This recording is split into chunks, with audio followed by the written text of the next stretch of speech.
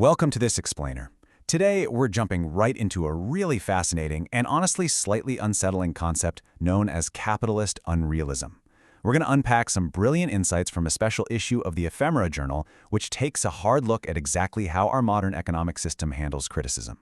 Now, the source material is pretty heavy and academic, but stick with me, because by the end of this, you're going to have a crystal clear picture of how this dynamic works, and more importantly, how everyday people are actively pushing back against it. Let's get into it. So, to really understand how capitalism absorbs its own critique, think about edgy, rebellious street art for a second. You often see this kind of subcultural art popping up in public spaces, acting as a fierce, raw critique of the system. But what usually happens next? Well, that same system swoops right in, frames it, slaps a brand on it, and sells it back to us. The protest itself literally becomes the product. To navigate this, we've broken the journal's concepts down into 5 quick chapters: the capitalist monster, coercion and free labor, the power of the commons, the unmanageable nature of creativity, and finally, building new possible worlds. Starting right off with Chapter 1, the capitalist monster. There is a timeline here that just perfectly captures the wild irony of trying to fight the system using traditional methods.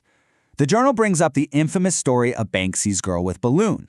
Step 1, the anti-capitalist art is created. Step 2, it sells at Sotheby's for over £1 million. Then, in this brilliant theatrical act of protest against the art market, Banksy secretly installs a shredder inside the frame. The exact moment it's sold, it destroys itself. You'd think, wow, a massive win for anti-capitalism, right? Well, jump to Step 4. Instead of interrupting the capitalist feeding frenzy, that stunt just resulted in the shredded artwork being renamed and resold for a staggering £18 million. The system literally turned its own destruction into pure profit. The authors point to this amazing metaphor from theorist Mark Fisher to explain how this happens. He compares capitalism to the alien in John Carpenter's movie The Thing. It's this monstrous, infinitely plastic entity that just metabolizes and absorbs anything it touches. So the takeaway here is that you cannot easily outwit an economic system that instantly takes on the shape and dimensions of everything around it, even the very things trying to destroy it. Which leads us to Chapter 2, coercion and free labor. If this system is essentially a shape-shifting parasite, how does it keep extracting value from us every single day? Well, historically, Karl Marx described something called primitive accumulation. That was explicitly violent. It was all about forcibly conquering land, looting resources, and exploiting labor. But the journal suggests that today, while that explicit violence definitely still exists globally, our modern system relies heavily on a much more insidious form of coercion, one that's based on seduction rather than just pure force. The authors argue that right now, we are willingly giving our labor away for free. Think about it. We're replying to work Slack messages long after we've officially clocked out. We spend hours scrolling, searching, and posting online, which generates massive amounts of free data for tech giants like Google and Meta. We even volunteer to improve our own neighborhoods, making them cleaner and safer, which often just creates untapped sources of profit for property developers. We aren't being held at gunpoint or participating voluntarily. The text uses a couple of darkly humorous comparisons to describe this dynamic. It says the system hoovers up this free value like a 1980s stockbroker doing lines of coke at lunchtime, habitually, excessively, and without a second thought. Or it's like mafia boss Don Corleone in The Godfather Part 3. Just when you think you're out, they pull you back in. It demands absolutely everything from you, your ideas, your loyalty, and your precious free time. Let's look at Chapter 3, the power of the commons. So, is it all just entirely hopeless? The authors say, absolutely not. To resist being absorbed by the thing, people are forming new localized organizations that completely rethink how power works. Traditionally, we have power over, which relies on formal hierarchies, positional authority, and commands from a boss. That's the stuff capitalism absorbs with ease. But the alternative is power too. This relies on dynamic relationships, mobilizing action together, and shared creativity. It's not about dominating anyone, it's this collaborative energy used to foster entirely new ways of doing things. There's a stunning real-world example of this power too in action. Researcher Manuela Zechner looked at an incredible movement in the Poble Sec neighborhood of Barcelona. Over there, feminist networks of mothers have just completely bypassed both the free market and the state to create their own grassroots childcare commons. They use mutual solidarity to run self-organized nurseries and healthcare workshops.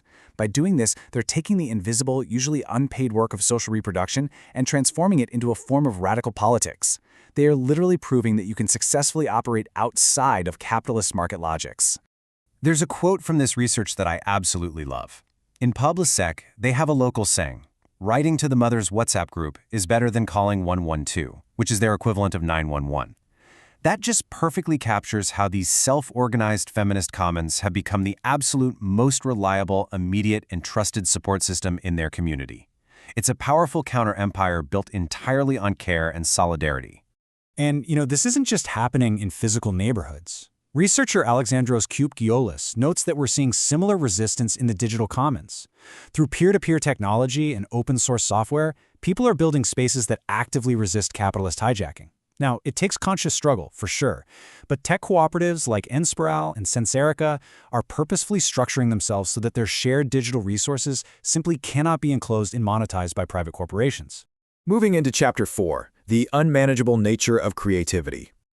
Beyond these commons, the journal explores another major antidote. We currently live in an era of what the authors call affective capitalism, where corporations are constantly trying to manage, measure, and monetize our emotions and our creative ideas. But the text makes a crucial point. There is always something that flees the system, something that is not controllable. True creativity, by its very definition, just cannot be put in a neat little box. Authors Karakalik, Painter, and Cameron explain why this is such a big deal in the workplace. Genuine creativity yields what they call temporal surprise. It relies entirely on unpredictable flashes of serendipity. Because of that, it naturally subverts strict managerial orchestration.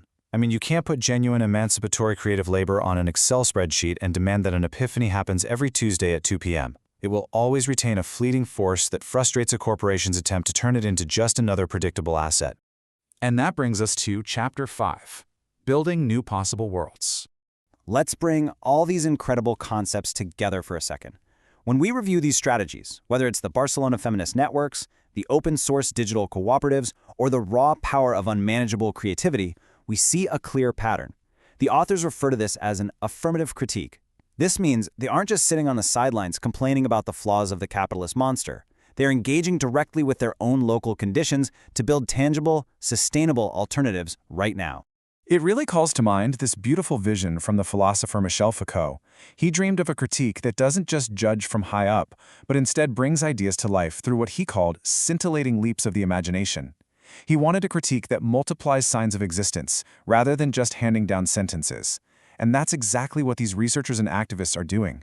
They are bearing the lightning of possible storms by creating new realities today.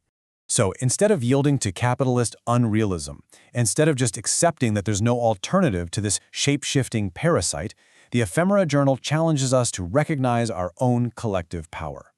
We don't have to just blindly hand over our free labor or watch our protests get shredded, repackaged, and sold.